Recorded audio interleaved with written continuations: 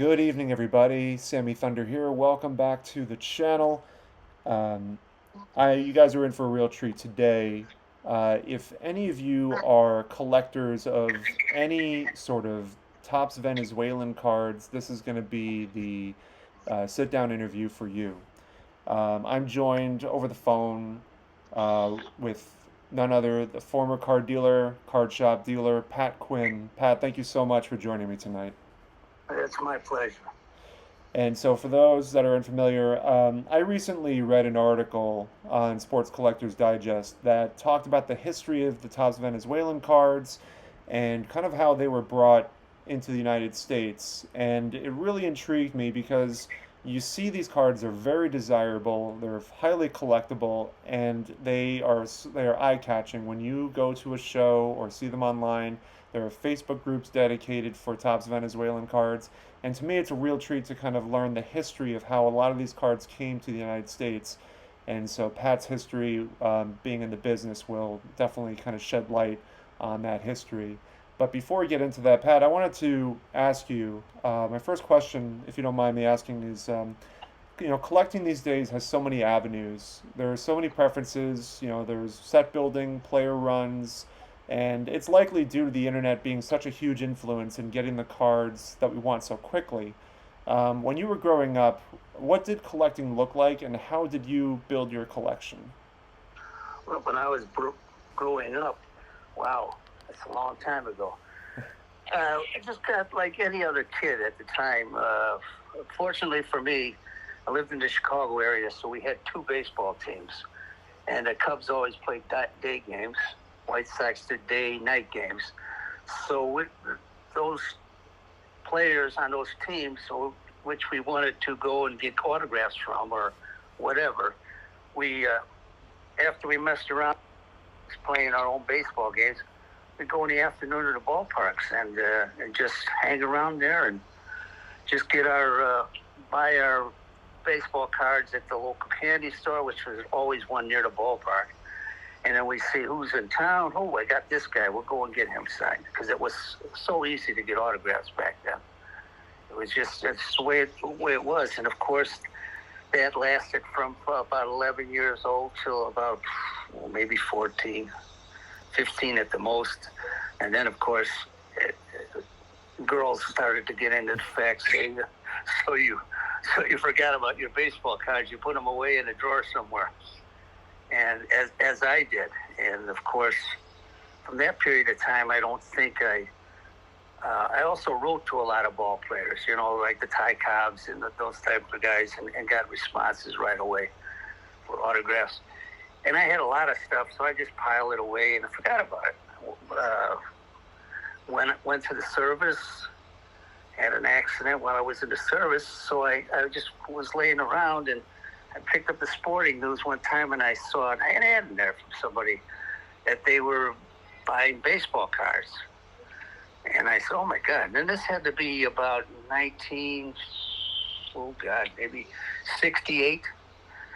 And I said, wow, man, I got lots of them cards. So I went home and my mother never threw any cards out, never threw any of my stuff out. So I had all the stuff from when I was a kid, So I got in touch with some of these guys, and they were interested in getting the stuff that I had because, of course, they never knew how to get a hold of ball players like I did, and even the old timers. And I started to, I wanted to sell the things, but nobody wanted to buy. They wanted to trade. So I figured, well, what the heck, maybe I'll trade off some of this stuff.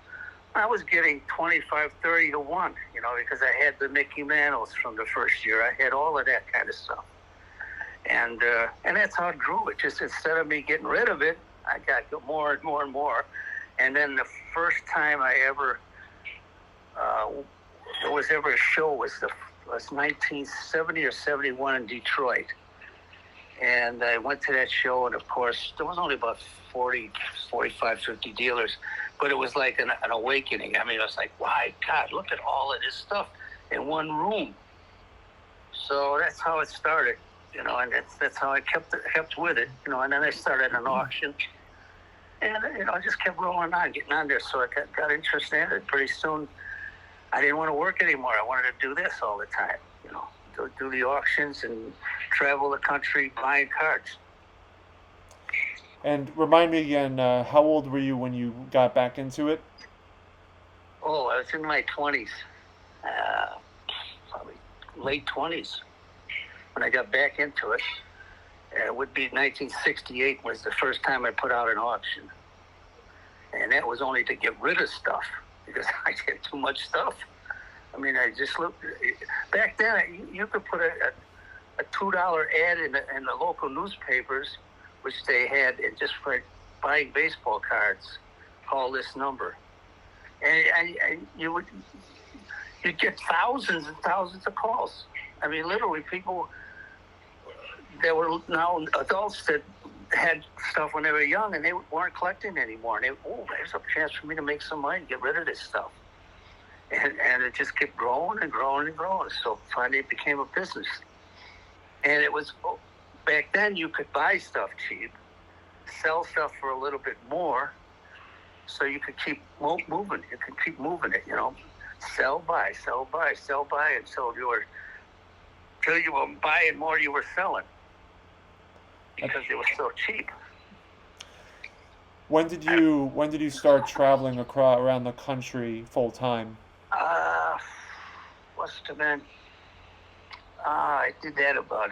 I'm trying to think. Well, it was probably when I first got the idea to advertise in different states, cities.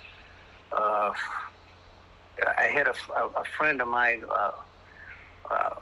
who took my auctions, who lived close enough to me that we became real good friends. And he was a banker, and he suggested that, hey, did you ever think about going to another city or something? And then we just talked about it, and we worked it out. And I think it was 1970 or 69 or 70 is the first time I ever went somewhere where, to test out this stuff. And the funny part of it didn't work out very well at all. Because we just weren't, we just didn't have the savvy yet. We didn't know what to do, how to do it, get as much out of it as we could, And after that, we really worked on getting the whole works to work perfectly. And by 1970, we were going all over the place. We were the banker guy, his name was Don Steinbach, who later on became a partner of mine in the store, and since has passed away. But he and I just would go every weekend. We would just take off and just go. We would pick out a place, and we advertised there, and it wasn't cheap, even though it compared to today, I mean, you couldn't do that kind of stuff. It's just too damn expensive. Airlines are more expensive. Hotels are more expensive. The whole works, Back then it fit in just right. You could probably fly anywhere for $200 round trip.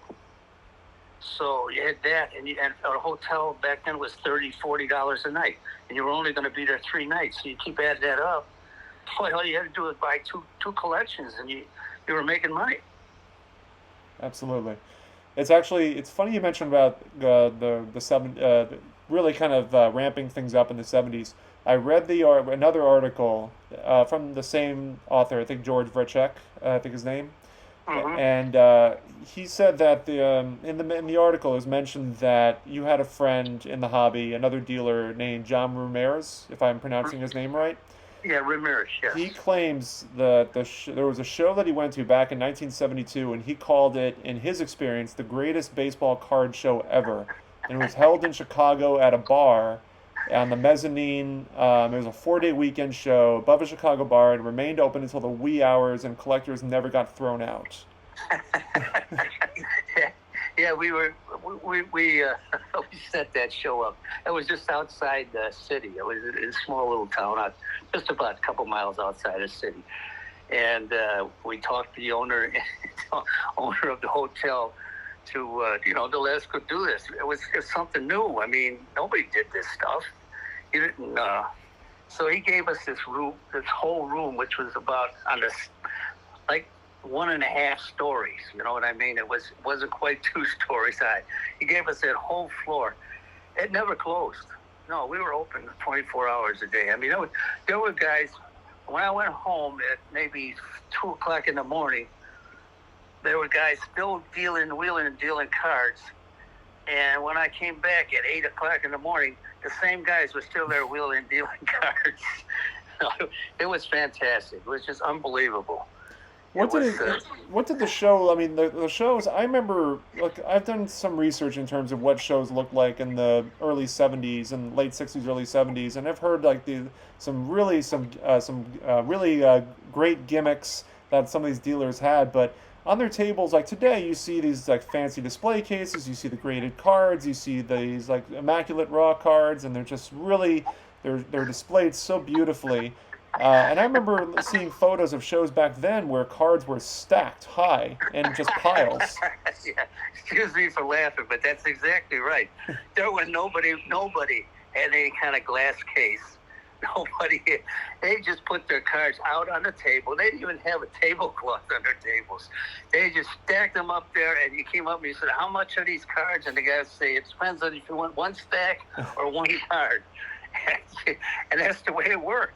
I mean, you could walk up to a table and just say, "Hey, look it, I want to buy this whole table. I'll give you $100 for it." And the guy would take it.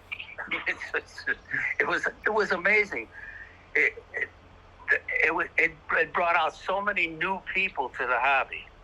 It just was an amazing time in the hobby. There was only maybe couldn't have been more than 50 dealers in that whole place, but everybody there had more stuff that they could put out on their table. It was just stuff behind them stacked up, and nobody ever went and touched anybody's stuff without asking about it. I mean, you just went up to a guy and say, and if there was nobody there, you just asked somebody whose table is. So you never went behind it. You never touched stuff. It was just a no-no. It was just something you did because it was the way to do it. Now you got guys picking up stuff and do. You have to tell them, "Hey, don't touch that. It says don't touch." But evidently they can't read anymore nowadays. But it was a great time. It was a great time for the collectors. It was a great time for the dealers. It just was, and everybody knew everybody. I don't care if you were from Tennessee or you were from Detroit or you were from California, and they came in from California too. Can you imagine guys jump on a plane to go to be a show in Chicago, and the place was always packed. I mean, it was always packed. There was people there all the time, because it was new. The TV came out, the radio came out, newspapers were there. There was articles all over the place. What's going on with this? Why are these adults messing around with kids stuff? That's exactly how it was. And then we have to straighten them out, and then we have to tell them that, yeah, this stuff's got money. It's got, I can sell a card or cards and buy a refrigerator. That they understood. Oh, you mean if you sell this stuff, you can make money and then you can buy things? Yeah, that's the way the economy works. That's incredible. Speaking of actually some of the collection purchases that you made, there's like 2 big ones, and I'm sure you know exactly where I'm going with this, that you made, and they were the Trading Card Company of Detroit, and also a collection from Richard Gelman of New York. And when I know you opened your shop, the Sports Collectors Store, in Chicago initially, and then you moved to LaGrange, I believe, if I'm pronouncing the city right. Yeah, we opened on 1976. That's what I remember.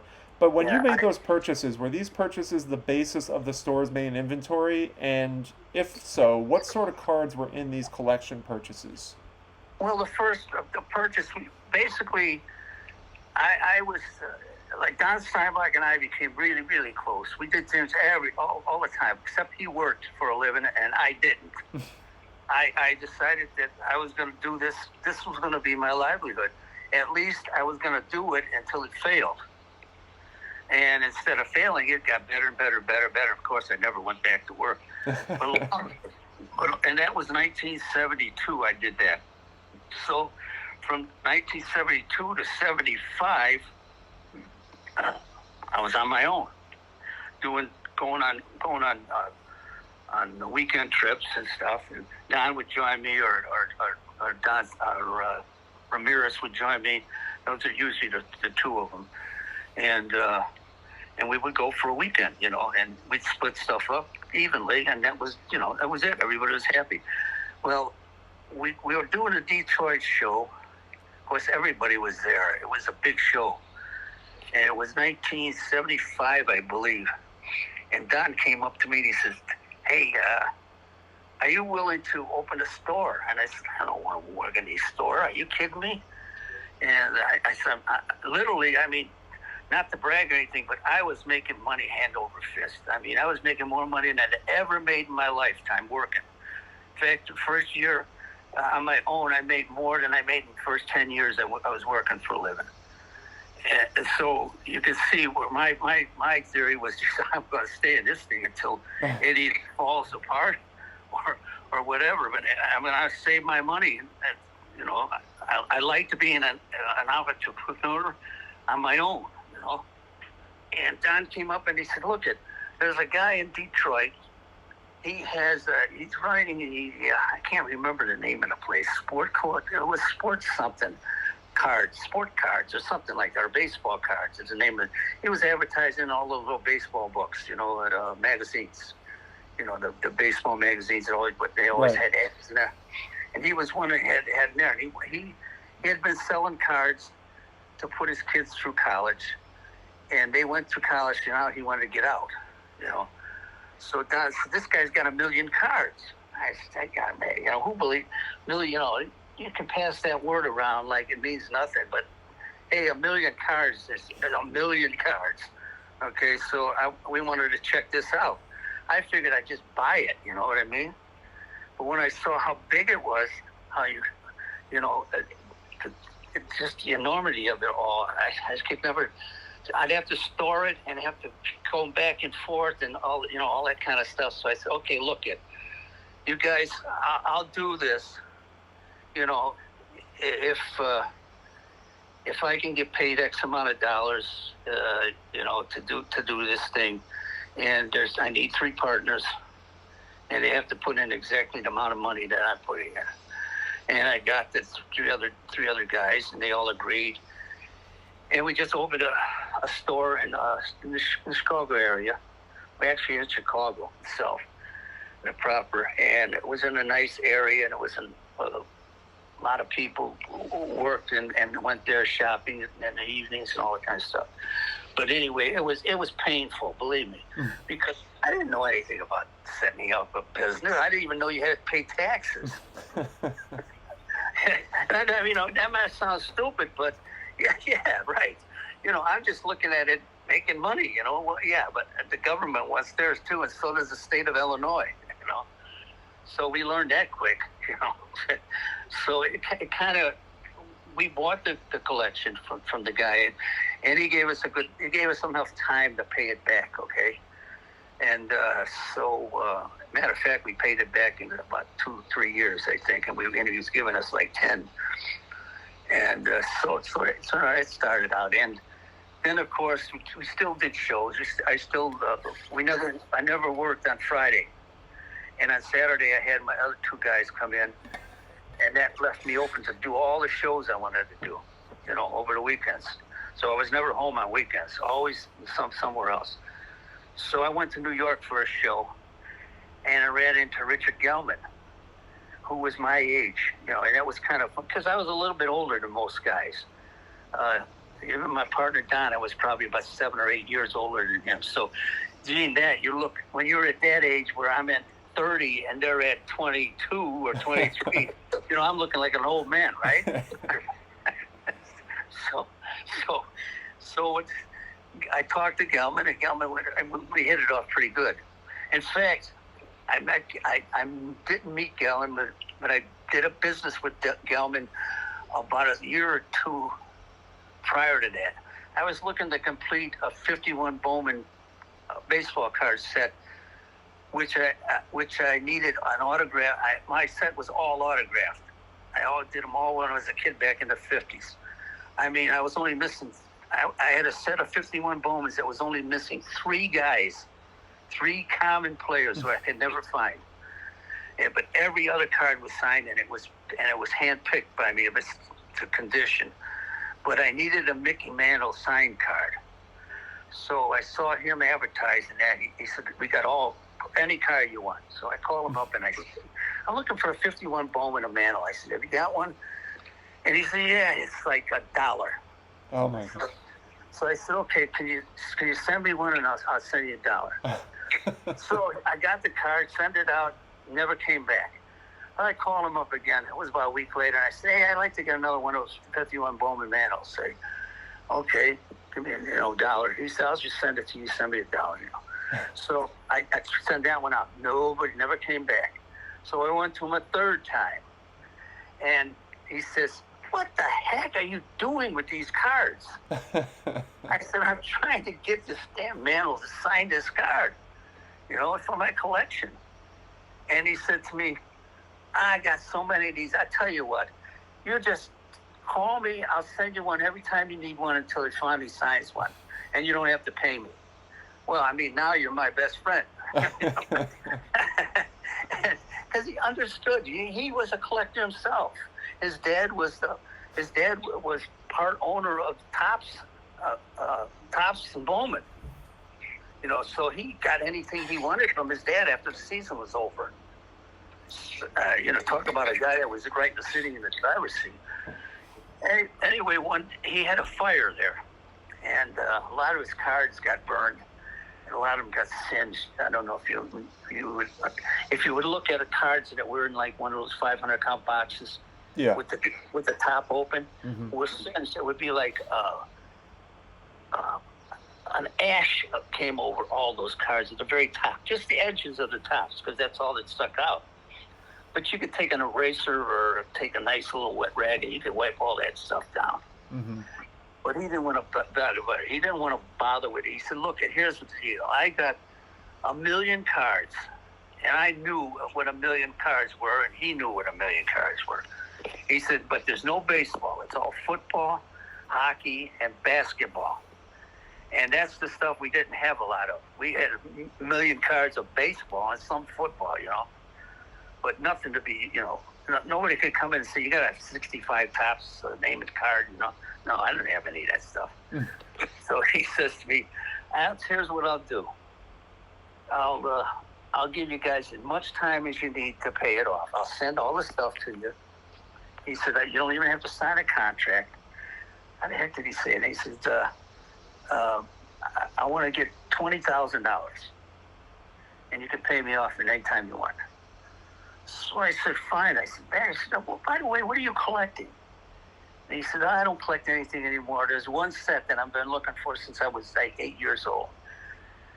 So I said, what set's that? And he said, "Well, it's a 32-card set, 1948, Canadian. I don't know if it's Canadian baseball or some oddball thing." And lo and behold, I had the whole damn complete set sitting in front of me. And I said, "Richard," I said, "I got that." So he said, "Oh, you're full of crap." I said, "Yeah, I got it. Named off all the players, their numbers, and everything." Holy mackerel. He said, "Okay, you send me that set and we'll make this deal for $10,000. Oh, wow. So, I mean, it was a winning thing. It was just winning. He sent all the stuff first, and so we put it all together. It was probably one of the greatest deals I ever made. I mean, because you can't envision having 1,000,000 cards and being able to have, 40 or 50 cards of a guy, all the no stars taken out. There's no such thing as stars. I mean, there were stars, but there was no such thing as keeping them because they were worth more than the 10-cent cards, Mm-hmm. It just sent them all in it. So we had hockey sets, complete hockey sets, complete football sets, Oh, it was just, it was, and I recall him about 3 weeks later, and I said, Richard, your $10,000 is coming in the mail for you. He said, this deal's over. And he said, I'll be damned. He said, I thought you were going to do good. I said, we sure as hell did. He said, but I'm happy. He said, I got my set. That's all I cared about. That's incredible. Of course, we stayed friends for years. So, yeah. I mean, I haven't talked to him in a long time. I don't even know if he's alive anymore. But you know how that goes. Right. I'll call the guy, I'll call this guy, I'll call that guy, and you never get around to it until you find out the guy passed away. Mm-hmm. But anyway, that was how that stuff. That's how the thing worked out. It got so big that we had to move out of the store in Chicago. It was too small. And that's when you moved to LaGrange, Illinois? Yeah, because that wasn't too far. It wasn't too far for us. It was about 20 minutes to get there from our homes. So it was great. It was great too. So and the big thing was there was a railroad station a block away from the store, and guys could be going home from work from downtown Chicago. They could actually jump off of the train, go over to the store, get whatever they did, and just jump back on the train. Because there was one coming back every half hour, That's amazing. So it was perfect. Guys used to just come in there every time. And these guys would be in their suits and everything. We had a great time. It was just, it's just a wonderful time to be doing this stuff. I mean, it's still nice now, but as you get older, it gets tougher, And to think of all the things that I've done and what places that I've gone and people that I've met, people and players and things that I've been involved with. I mean, I literally could write a book and still not tell it all. That's the best way to explain it. But I want to fast forward just a little bit. So, I mean, you've made a lot of connections with a lot of dealers. I mean, you've established yourself with your shop, with shows, and you've established yourself as a nationally known dealer. But I wanted to know, prior to your exploration trips to Venezuela, were you connecting with other dealers and seeing international cards and memorabilia spilling into the U.S. market at that time? No, we did a lot of Canada stuff, and because they have always had cards and hockey cards and football and baseball cards. But we never thought about going anywhere that, outside of what we call the States. We didn't consider Canada to be, like somewhere great. You could drive there, you know what I mean? Mm-hmm. From Chicago, I could drive to there for 5-6 hours.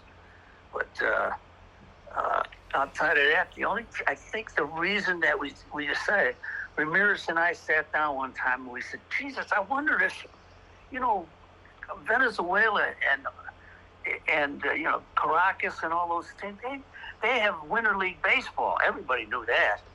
I said, if they have Winter League Baseball, there's got to be some kind of stuff going on there. There's got to be something there that we could use.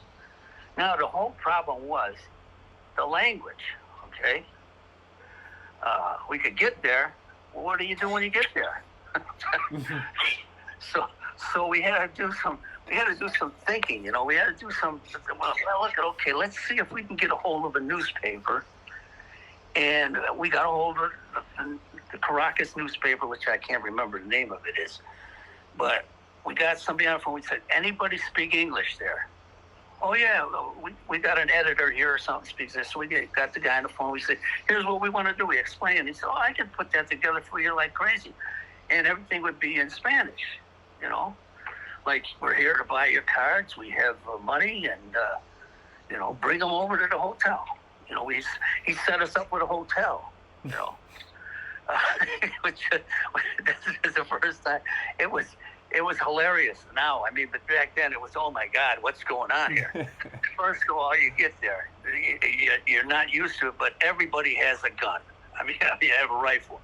They're all, military. It's all over the place.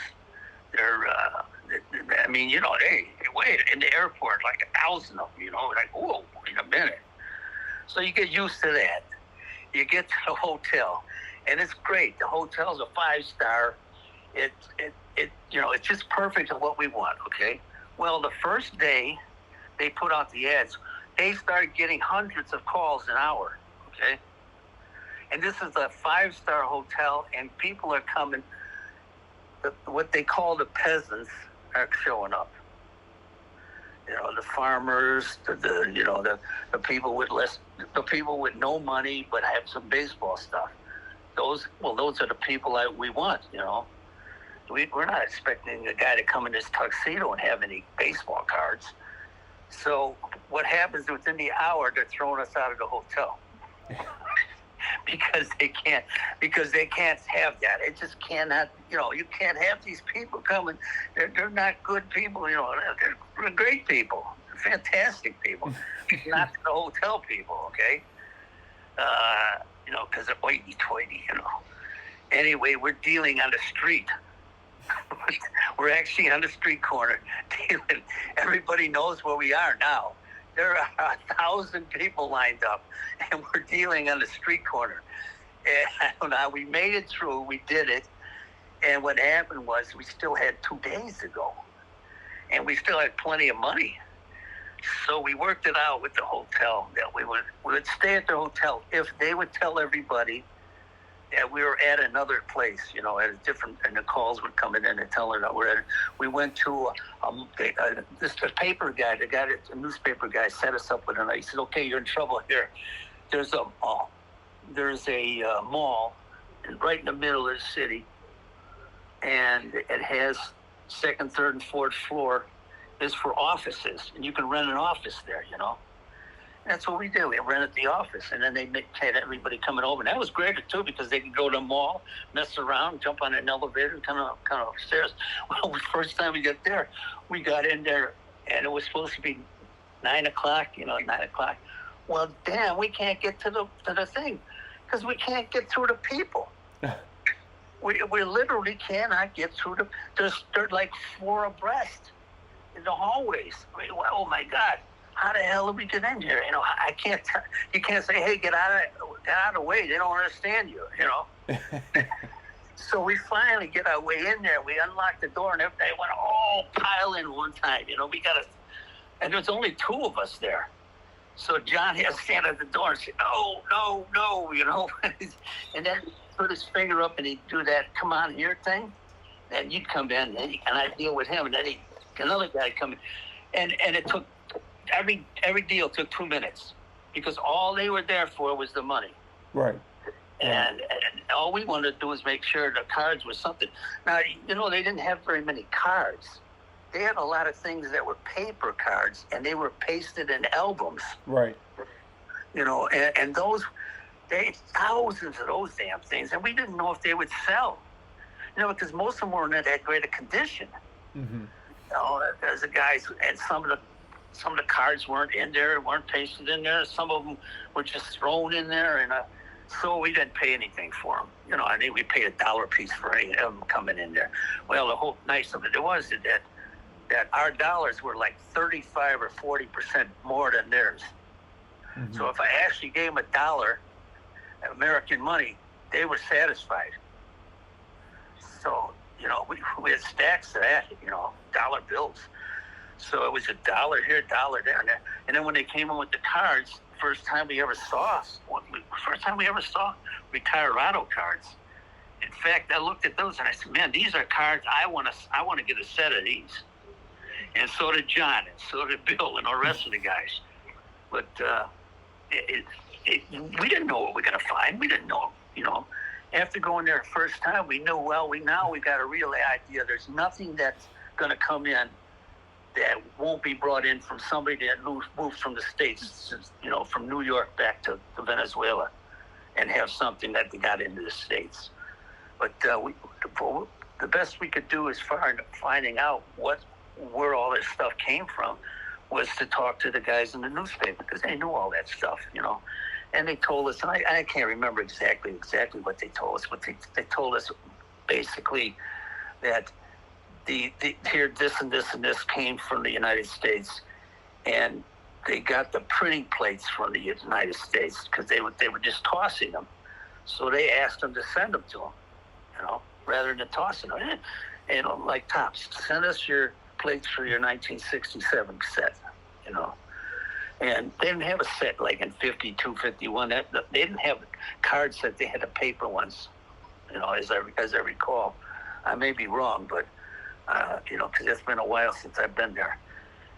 In a while since I've ever talked to anybody over there. So it's, the ones that came in, and some of the cards were, they didn't take care of their stuff. It was, they took their stuff and they just threw it somewhere, or they put something on top of it. They put a drink on top of it, so you had a big circle on there.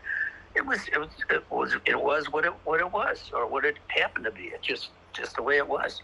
Once in a while, you'd find some really nice 66s, 67s, that kind of stuff that the cards were in, and but we had collectors for this. I mean, I had Don and myself, and then there was Roger was another partner of mine, and we were all collectors. And when we saw those cards, we all wanted sets of whatever came out, and so we ate up a lot of that stuff in our own collections.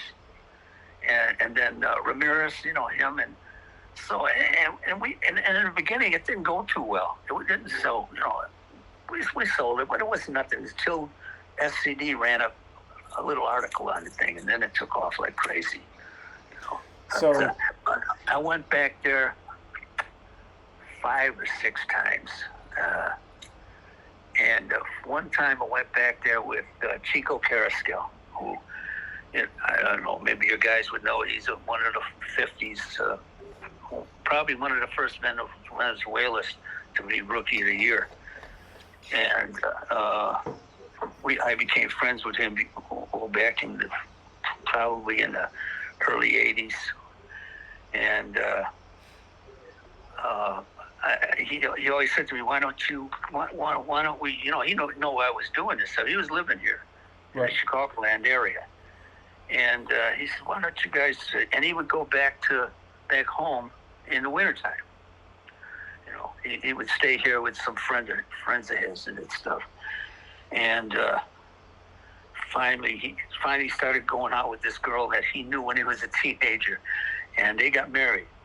So he stayed here, But he said to me one time, he said, why don't you come with me, and you can stay at my house in Caracas. And I went with him, and John Ramirez, myself, my wife, and Chico's wife. We went down there, and I said, I can't be down here without buying something. You know what I mean? It just, I don't know.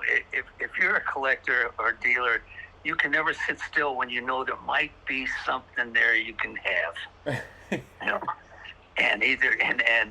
And that was like 5 or 6 times already. And I thought I just wiped the whole damn place out. But when we advertised that Chico was going to be with us, well, it was all like Christmas again. He was like Babe Ruth. I ain't kidding you. And you see the old pictures of how everybody came. Hundreds and hundreds and thousands of people were watching Babe Ruth, walking down the street or whatever the hell it was. That was Chico, okay? He had won the first Venezuelan World Series. He had played in it, and he won it again when he was manager. So this guy was like a god there, okay? And I'm not kidding you. I mean, they came to see him, and they brought their stuff. They thought that he wanted the stuff. So they were going to give it to him. So we had to stop people and tell them, Chico, tell him no, I'm going to pay him X amount of dollars.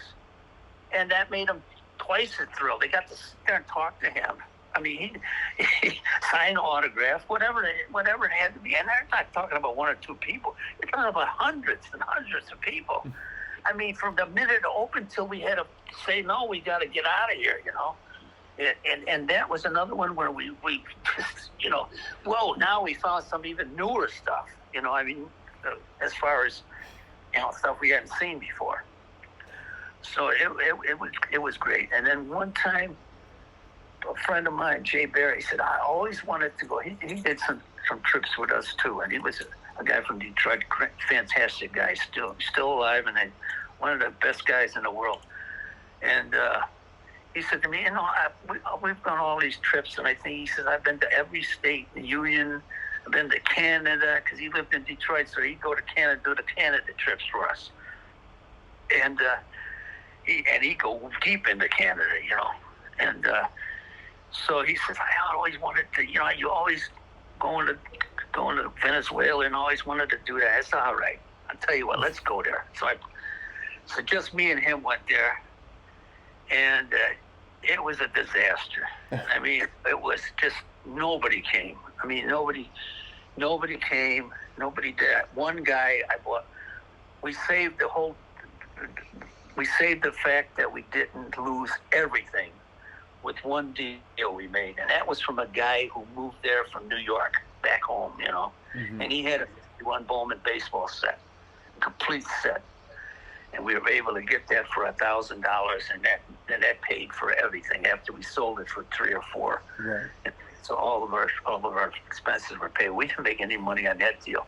Plus the fact I got sick on that deal, and I had to go to the doctors there. And oh my God, man, I had this. It wasn't a cold; it was like a flu. I couldn't. In fact. Jay always said, I thought you were going to die on the trip. He said, I thought you were going to pass away. I said, I thought I was going to pass away. I mean, literally, it was something that I never had before. But once I got out of there, I started getting better. I don't know what the hell it was. It wasn't the food. It was just some kind of bug I caught, I want to know. And I said, I'm never going back there again. What are when you on the many trips that you've gone there? What are some of the more memorable cards that you remember picking up that just like? Well, actually, before I ask that, I mean, when you went there for the first time, you weren't really sure what you were going to expect, were you? Like, did you have any idea of what you were going to see there? Oh no, I had no idea. So we just knew that it's such a baseball environment over there. I mean, they're playing big. I mean, they're crazy. So they had to have some kind of cards or programs or something. That's basically what we did. And what the trip wasn't going to be, it wasn't going to cost us as much as normal because the money exchange there was so great for us. And also, so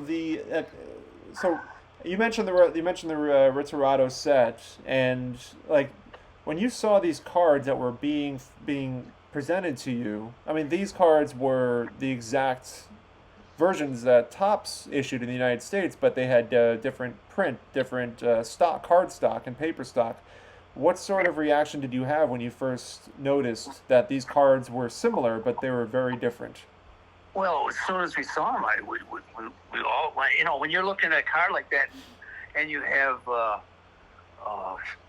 who is it, Koufax, and you have Seaver, and you have all the stars. Hey, nobody has these. This is a find. You know what I mean? We weren't stupid. I mean, we were pretty savvy about what we knew what that. We knew what was going to be good. We were going to have trouble moving that paper stuff. We were going to move it, but we weren't going to make a lot of money on them. But the cards, we knew that was gold. Every time we picked one of them up, it was like, wow, this is $200. This is $100. Oh, this crazy ones here, the ones that aren't really superstars, they're still $50. That was prices before anybody put prices on the stuff. Right. I mean, literally, we would talk about it. Yeah, this is going to be paid. You watch. Everybody's going to want one of these, But that's why we kept going back, because you'd find, let's say, Koufax was a really big seller in that card set. Really big. I mean, it was just a great looking card. It was, Koufax fans are all over the place. They still are. And to get something that was nobody ever saw before. Oh my God, they were paying fantastic amounts of money, and the whole thing we only had 3 or 4 or 5 of them every time we went down there, but so that would force us to go again. This time we put a picture of that card in our ad. Well, then now we knew we were going to get some of them cards, because a lot of guys were thinking, well, you only wanted you only wanted Chico and you wanted Aparicio cards. No, that ain't what we only wanted, you know. But they learned, you know. Well, we're paying $5 for this card. Well, hell, now instead of getting 5 or 6 of them, we're getting 50. You know. Mm-hmm. So it's so that's the way it worked. I mean, it just was, you know, and like until we got to the last time we went, when we didn't, you know, we didn't make much, we didn't do much, so we figured, well, that's it. I think we did. Plus the fact, I think they were also doing their own. There was an ad in the paper for them. They were doing a card show, you know, the week after we were there. Mm. So I said, well, if they're doing that, there's no use of us coming back here because it's all over. Were you, so at that time, what was the reaction? I know you mentioned it was slow at the beginning in terms of when you brought them back and you were selling them. What was the reaction amongst the other dealers that noticed that these cards were brand new to the U.S. card market? I mean, nobody else has ever seen these before. The question I have is like the reaction with when you brought these back for the first time. I mean, it must have been a mind, like their minds must have been exploded from the other dealers that saw this. Oh yeah, it was, you know, it was just no matter what we asked, yeah, I'll take it. You know, it was just, no, we didn't go crazy. Every card wasn't $100, you know. Right. You know, but every card was $30 to $40 because we knew that, you know, common. We're talking about, and there ain't too many commons in the retirado sets. There's mostly stars. So we, you know, that was something that was just, that was how would I say it? That was the pinnacle of collecting a card somewhere where you didn't know it was going to ever exist. And there it was, boom, something new. It was like, boom, man. I don't have to be blind to know that there's something going on with this thing. So, you know, I want to say it's absolutely remarkable, this story, because it really kind of gives a really good inside view in terms of how these Venezuelan cards, Topps Venezuelan cards, the Retirado card set came back, and they're so admirable today. I mean, they're tough to find, and I wanted to kind of, as we're kind of getting to the end of the interview, I wanted to ask, you know, after reading the article, when I go to shows and see Venezuelan cards, I have to wonder if this display case of just Venezuelan cards was one of the ones that you brought back with you at some point. So if you had to take a guess, how many Venezuelan cards do you think that you've brought back with you over the span of time? I don't know, thousands of cards.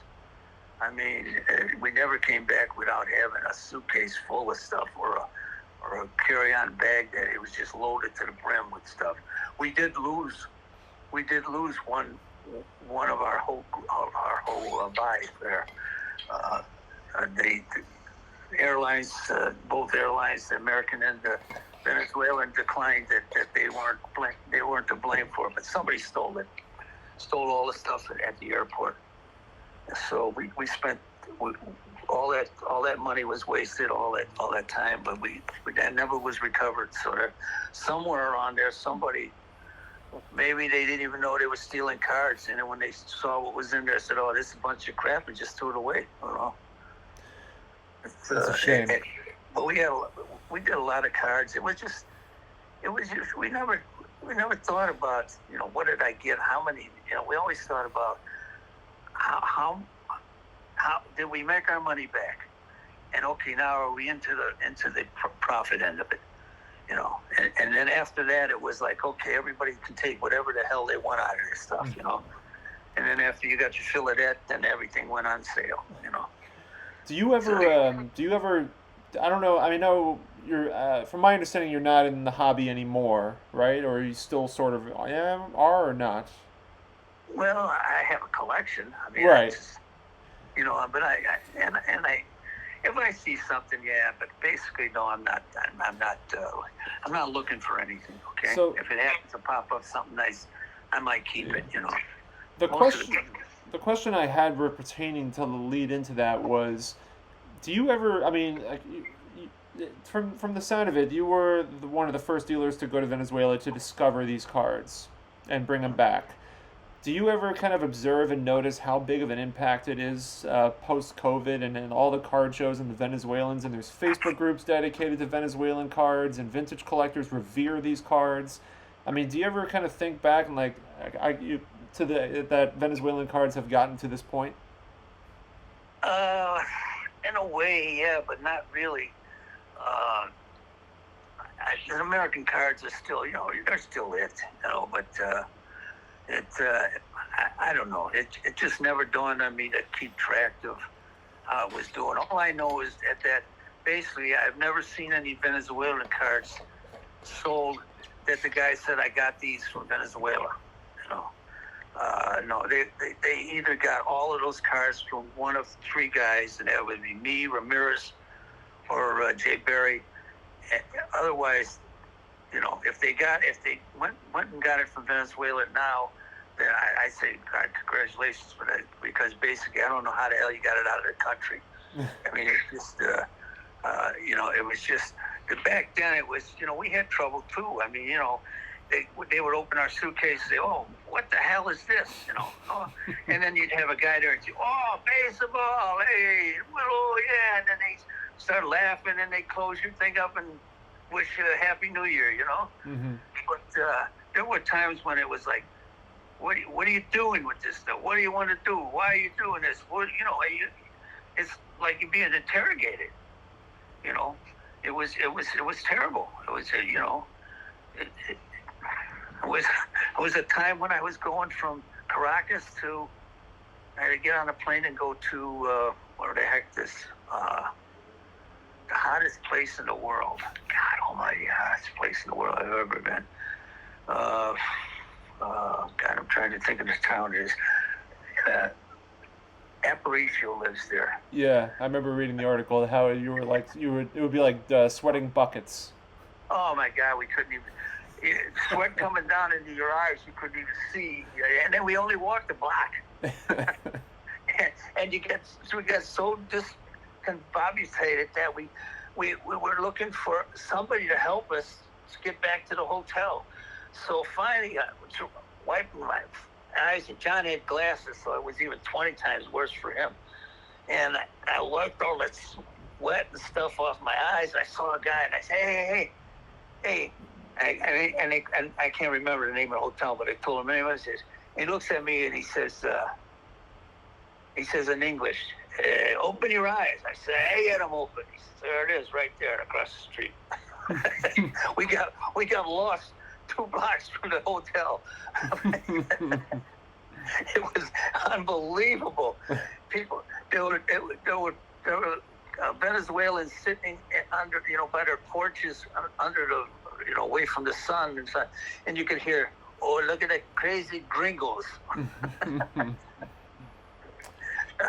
But it was a good time. It was, and that time I'm telling you, I was getting on the plane, and I'm sitting there, and I hear, Mr. Queen, Mr. Queen, Mr. Queen, is Mr. Queen here? I'm thinking, who the hell's Mr. Queen? And the guy looks at me, and he says, Mr. Queen, he said, here's your passport. You left it over there. Mm-hmm. Oh, my God. I tell you, I started getting the shakes. I'm thinking to myself, what in the hell would I have done if I lost that thing? Right. Oh, Lord. So there was some good times, some bad times. But they were good. They were fantastic trips. We never had any real problems with anybody. They were nice. We were nice. Everything worked out fine. We were always happy with them, except for the last time. But I can't see where anybody, unless they're living there and coming down to the States, have any of these cards. I don't know if they're even making them anymore. Most of these people didn't have, and here's the problem too. Most of the people who live there didn't have basements. They had houses that were on blocks, okay? Mm-hmm. And they would put their stuff in a box or something and put it under the house. So you can imagine what could happen to that stuff. Rain, anything. Right. Animals eating that stuff, So that's why a lot of the stuff was in terrible condition. They didn't put it in the house. They didn't think it was worth bringing in the house. Right. You know, So it's the baseball cards. They didn't worth anything. Now it's probably a different story. That's what they probably put them in a safe now. yeah. So to finish off our last few minutes in the interview, what would you say are some of your best memories of your time in the hobby? In the hobby, Mm-hmm. oh God, it was a lot of times, a lot of good times. It's mostly, most of the good times were done with the other people I know. Well, buying trips were good because you know the people you're with, and they and you like each other. So you're at a hotel and you might be sitting there and having a few drinks and just talking for hours. It was nice. I mean, I've met a lot of players and stuff. I mean, I did shows for years. In fact, if you want something that probably nobody knows about, I was the first guy that ever offered Joe DiMaggio money to sign autographs, and he accepted. Okay, and the deal was I would send him 6 dozen baseballs, and with the return the whole thing, the whole thing with the check. And he said, "Well, how much?" And I said, "How about $5 a ball?" And he said, "I can't do that." He said, "Make it 7. You got a deal." So that was one of the things I remember a lot too. At the times that I ran into Ted Williams, the same thing. He was Ted Williams is such a nice guy. I mean, I don't care what anybody says. Every time I ran into him, he was fantastic. He never got to know me by name, but he knew me by sight. We were at a show, and he was there, signing autographs. And I told the guy running the show, I said, "Hey, I need a dozen balls signed by him." And I think he was like $40 at that time a ball. And the guy said, "I'll tell you what, can you watch him for an hour while he's signing stuff for me, meaning the guy that's running the show, and stuff he's going to sell later on?" And I said, "Sure." I said, So I said, "What's Ted?" And he looked at me and he says, "I know you from somewhere." And I said, "Yeah. I ran into you one time where I brought 100 books and cards with me to a what the heck was it?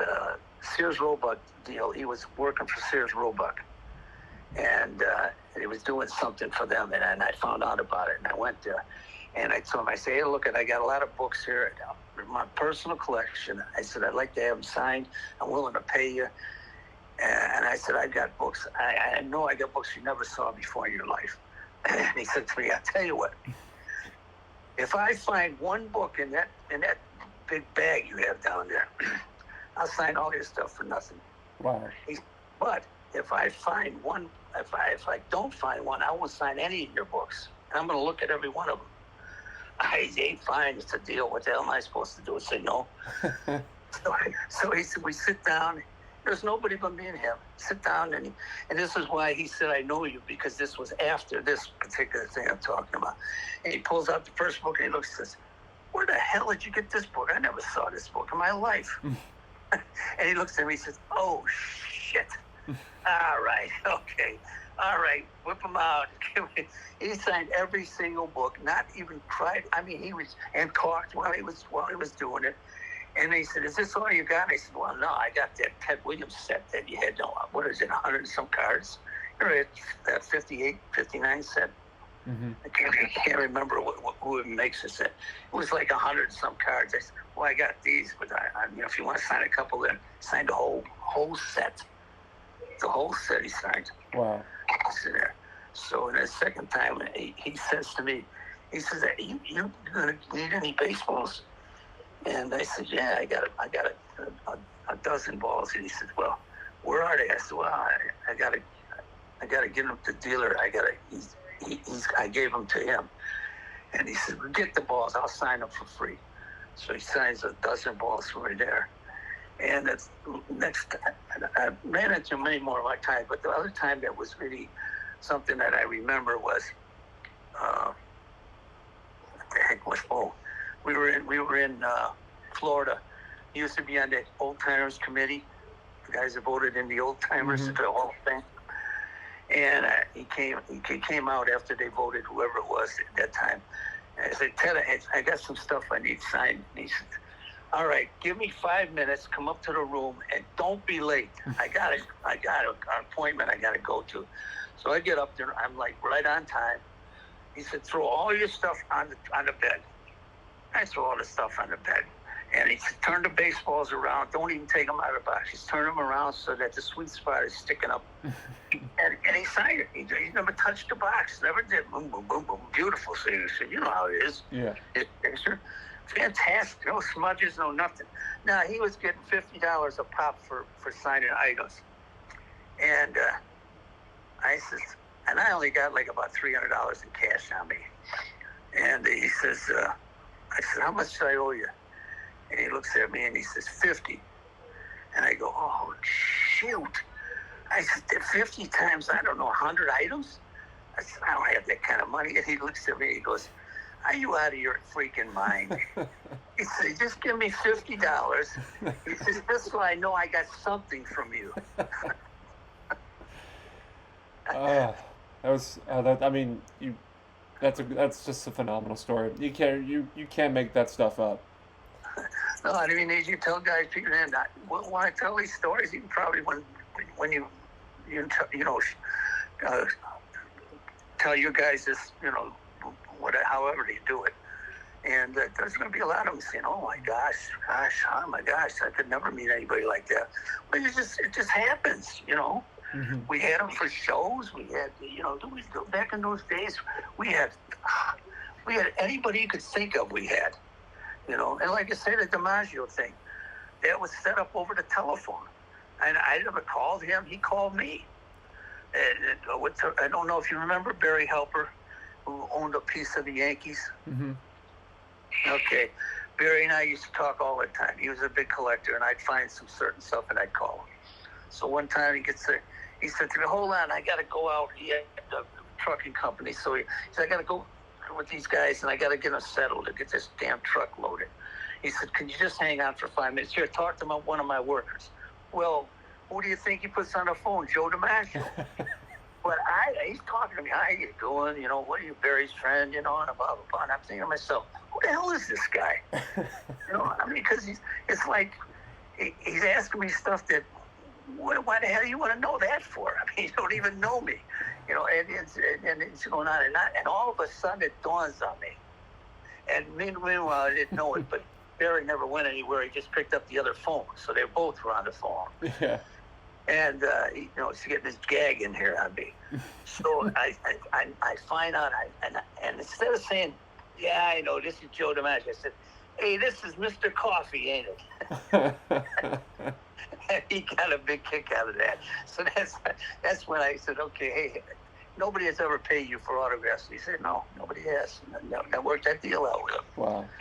So it was real fun. And I saw him at the show, and the funny part of it was, I saw him at a show about 3 months later, and Barry was with him, and he said to me, hey, this is the guy you didn't talk to, and he gave you the baseball. He said, oh, hi, and he just walked away.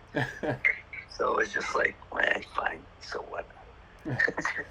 But I mean, it goes from one thing. One guy's an idiot, and the other guy's a great guy. It depends on how it runs in, how it happens. Jimmy Brown. Everybody said that he was a terrible, terrible person. He was the best. He was the best guy we ever had at the show. Best guy. $5 for an autograph. 2 days. 8 hours a day. Can you imagine that? Yeah. That's... And the guy never complained for a minute. The only thing he only said to me was, who's that guy over there signing autographs? I said, that's Pete Rose. I said, would you like to meet him? He says, hell no. Let him come over here. That's amazing. It's just, but that was the whole thing of, just the collecting, starting as a kid and all that stuff. And it works its way into all those things and all those things that happened and all the people that I met and all the things that are going on, and and collectors that I met, and that were great guys. They were really, guys that now that I'm older and I'm buying a lot of stuff from the older guys because they're through. They don't want to get shiny cards and they don't want to mess with that stuff.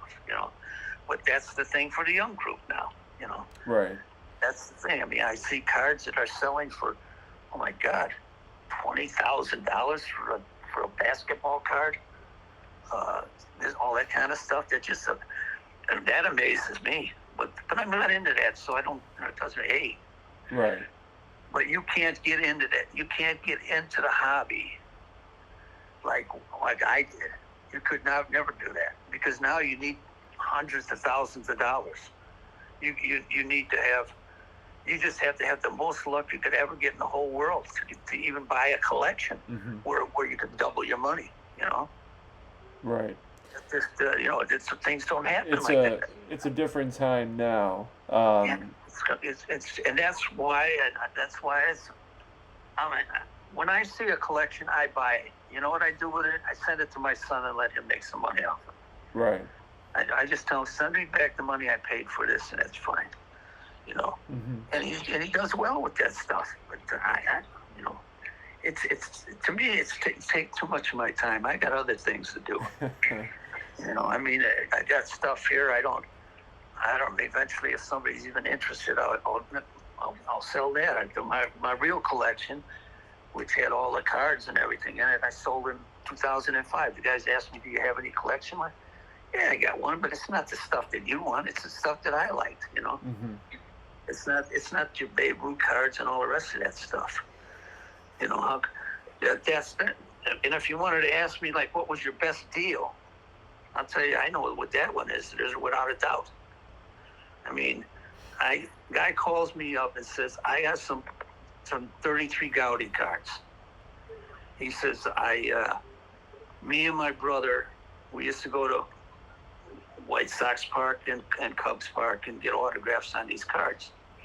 I said, well, how many do you have? He said, I have a whole set. It's all autographed. I said, oh, you can't be kidding me. I go there. I meet him in a bar. And I find out his wife threw him out of the house. Oh, no. But that's why we're in the bar. Okay.